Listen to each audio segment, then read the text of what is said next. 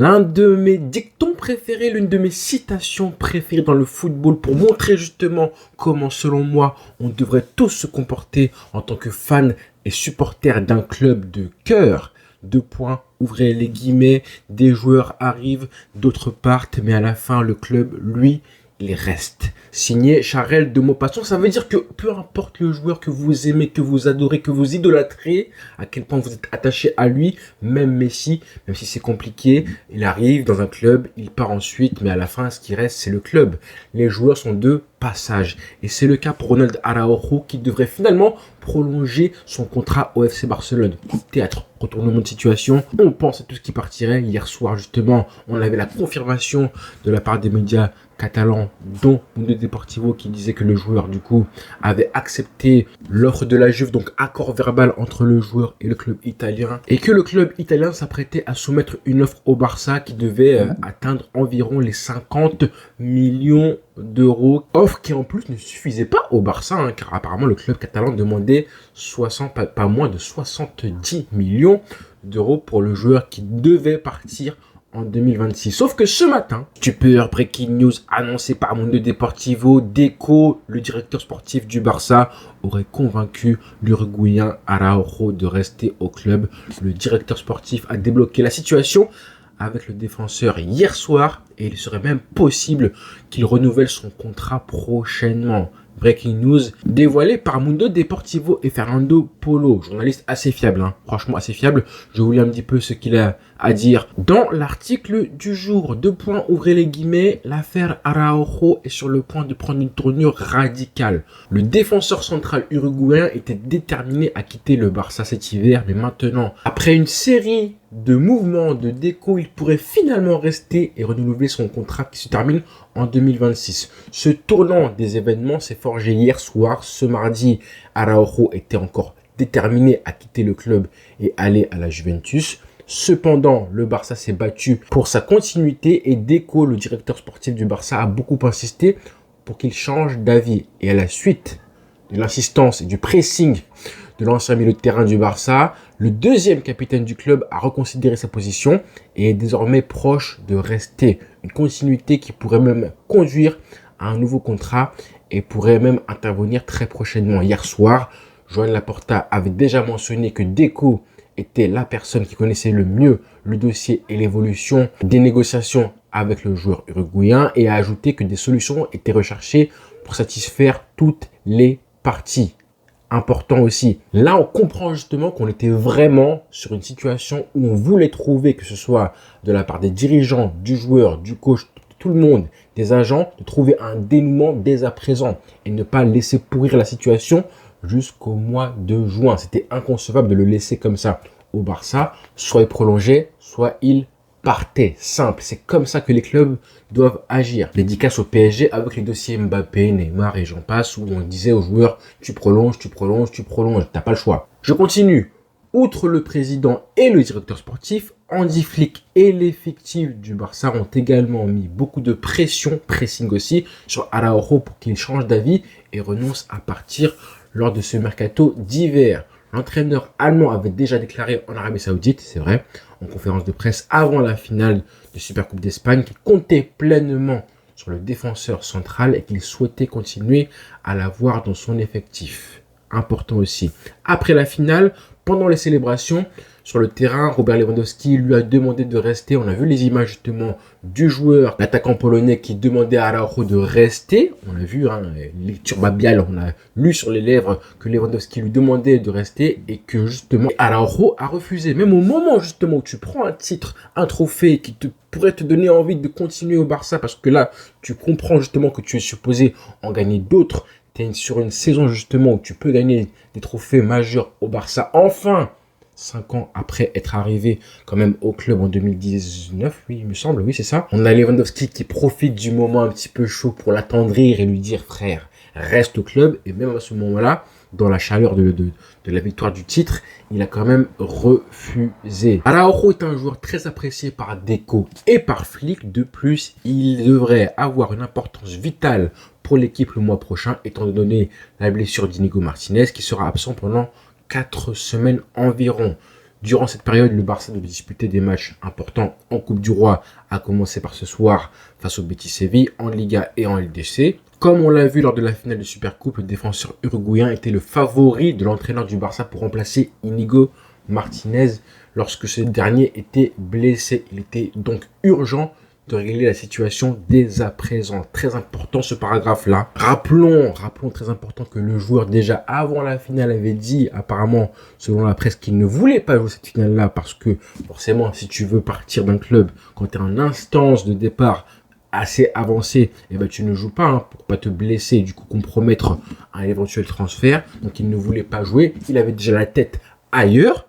Finalement, Hansi Flick l'a fait rester. Puis il l'a fait jouer pour la finale. Il avait fait une très bonne finale dans l'ensemble. Et c'est important parce que je pense que si jamais le Barça n'avait pas pris la finale et qu'il avait fait 2-3 boulettes en plus, que le match se serait mal passé, ça, je pense que ça aurait conforté sa volonté de quitter le club. Et pourtant, justement, maintenant qu'il a une place au moins pendant un mois de titulaire garanti ou presque à tous les matchs, on va pas se leurrer, je pense que ça a dû pencher dans la balance. Autant au moins, presque autant que la volonté de Deco, de le forcing, le pressing de Deco, de le faire prolonger, de rester au Barça. Parce que là, soyons un petit peu honnête, quand tu lis l'article, tu comprends que Deco, c'est grâce à lui à 100%. Je pense que la blessure a aussi joué et a fait pencher la balance dans le fait que Araujo change d'avis comme ça en 24 heures. Le mec, 24 heures plus tôt, il prend la Supercoupe d'Espagne, il veut quand même partir et ça aurait été une belle fin, entre guillemets, une fin assez sympa par rapport à ce qui s'est passé du coup en avril dernier et ce revirement, parce que à la base, c'était un joueur qui était adoré par la fanbase du Barça l'adorait. Et ce qui s'est passé en avril, dans l'histoire récente du Barça, un joueur qui perd autant de crédit juste avec une seule erreur qui forcément coûte beaucoup de choses, on est d'accord. En plus, c'est une erreur qui est très très grossière, on est d'accord là-dessus. Par contre, le désamour qu'il a eu ensuite, l'espèce de hate watch qu'il a accompagné ensuite, c'est du jamais vu dans l'histoire du Barça. Après, il a cherché aussi parce que on se souvient un petit peu de son comportement justement le lendemain ou 2 jours après du coup l'élimination du Barça où le mec présente son livre, fait la promotion de son livre et dit en interview qu'il ne se sent pas du tout responsable de l'élimination du Barça. Forcément ça passe mal auprès des supporters, auprès du club, des dirigeants, encore plus avec son comportement parce que combien de fois on a entendu en interview ce monsieur Araujo dire oui je veux rester au Barça mais... Ou alors, on verra ce que le futur me réservera, je ne suis pas sûr, on verra. Le football, ça peut changer, des phrases qui veulent tout et rien dire, qui montrent qu'il ne voulait pas s'engager durablement au Barça. Ben forcément, ça passe mal, on sent pas du tout, on avait compris que c'était pas un joueur qui voulait rester, qui avait prévu de rester durablement au Barça, contrairement à justement tous les joueurs du Barça, les jeunes comme les anciens, contrairement à tous les joueurs justement qui sont pour l'instant en négociation pour une prolongation. Écoutez-les, vous allez voir que eux ils ont un discours de joueurs qui veulent rester au Barça, que ce soit Pedri qui a été je crois interviewé récemment, qui lui aussi devrait prolonger, que ce soit Lamine Yamal aussi pareil récemment, on lui a demandé, je crois que c'était au début janvier, en interview ce qu'il comptait faire de son contrat qui se termine du coup en juin prochain. Ils n'ont pas hésité une seconde, je veux rester au Barça toute ma vie. C'est comme ça qu'on veut que nos joueurs parlent, et encore plus quand ils sont pas forcément exemplaires sportivement comme ça a été le cas justement pour Araujo. Et je disais, les mots d'Hansi Flick, hyper important, ça a forcément joué dans la décision du joueur de rester parce que l'entraîneur compte sur lui, l'a montré, l'a prouvé. Hansi Flick, il est honnête, sincère, transparent. Moi, j'aime ça chez lui, ça se voit, ça se ressent. Et je pense que les joueurs le ressentent aussi fort que nous. Donc, comme dans tout club qui fonctionne bien, c'est l'entraîneur qui dit à son directeur sportif, à savoir Deco, qu'il veut conserver le joueur. Donc, justement, le Deco en question fait le maximum pour le conserver et le convaincre de rester. C'est ce qui s'est passé. Maintenant, comme dans tout club qui se respecte, soit tu prolonges, soit tu pars. Et finalement, Araujo, il a fait exactement ce que le club voulait. Soit il prolongeait, soit il a parté. Il a choisi du coup de rester et il devrait prolonger à la fin qu'il gagne le FC Barcelone. Et vraiment important qu'il prolonge parce que je vous l'ai dit récemment en vidéo que si jamais il ne prolongeait pas, que s'il part en juin prochain sans avoir prolongé, et ben qu'est-ce qui va se passer? Là, on parlera plus de 50-60 patates. Loin de là, on parlera de 15-20 millions d'euros parce qu'il ne restera plus qu'un an de contrat et donc plus qu'un seul mercato parce qu'une fois qu'il aura commencé la saison, il n'aura plus aucune valeur. Il partira quoi qu'il arrive gratuitement. Voilà, pour un joueur qui est un capitaine de l'équipe, quand même, il faut le rappeler. Un joueur qui n'a que 25 ans, qui a déjà joué du coup l'année dernière avec Koubarsi, donc on sait un petit peu à quel point ils sont complémentaires ou pas. On a Hansi Flick maintenant qui va prendre en charge Araujo.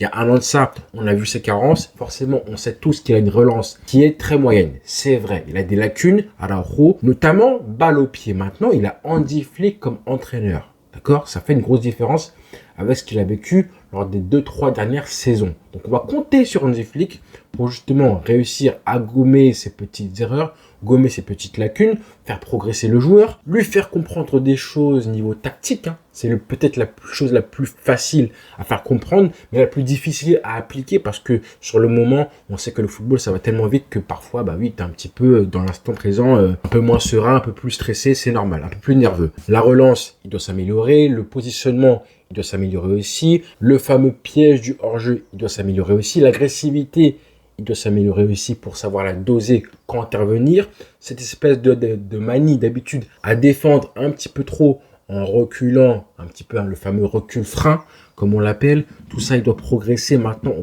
compte sur Hansi Flick parce que lui a demandé ce qu'il reste. Donc, il a un plan en jeu. Il veut le faire jouer d'une certaine façon. Si Hansi Flick demande à ce qu'il reste, on va juste faire confiance à Hansi Flick pour l'instant.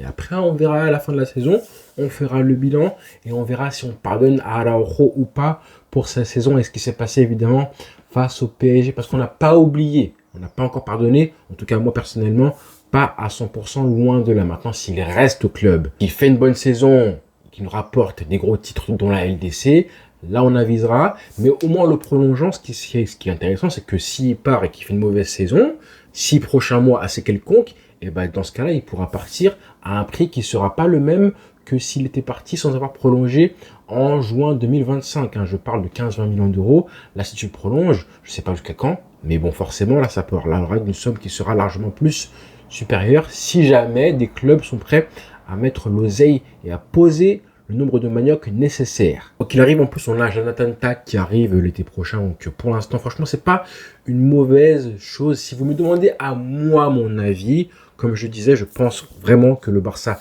a gagné parce qu'il a prolongé ou il est parti. Dans les deux cas, le Barça était gagnant. Maintenant, s'il prolonge et qu'il reste au Barça, on avisera. On verra ce qu'il peut apporter au Barça lors des 6 prochains mois. Maintenant, s'il reste, il a intérêt à avoir la tête à 100% au FC Barcelone. Tu ne restes pas si tu as du coup des velléités de départ comme il en a eu récemment avec des paroles et un discours qui faisait franchement un petit peu peur et qui avait tendance à énerver un petit peu tout le monde. Le club a eu ce qu'il voulait. On a un joueur qui va prolonger avec un salaire qui va arranger tout le monde, que ce soit lui, mais qui va pas exploser la masse salariale. C'est important. En plus, c'est un salaire qui est une offre de salaire qui est inférieure à ce qui avait été promis initialement aux joueurs, je crois, il y a un an dans l'offre précédente. Donc ça va arranger le club. C'est pas une masterclass. Croyez pas de faire signer et de prolonger un joueur dans ces conditions-là. Mais le club a eu ce qu'il voulait. Donc pour l'instant, on va suivre le club. On va suivre Hansi Flick et ce qu'il veut du joueur. On va le soutenir. On va bien l'observer. On va espérer qu'il progresse, qu'il ponde d'autres matchs comme il a fait et qu'il pocket encore une fois les Vinicius, les Mbappé lors du prochain Classico. Voilà les frères. Rendez-vous très vite et du coup dès ce soir face au Betis Séville. Ciao.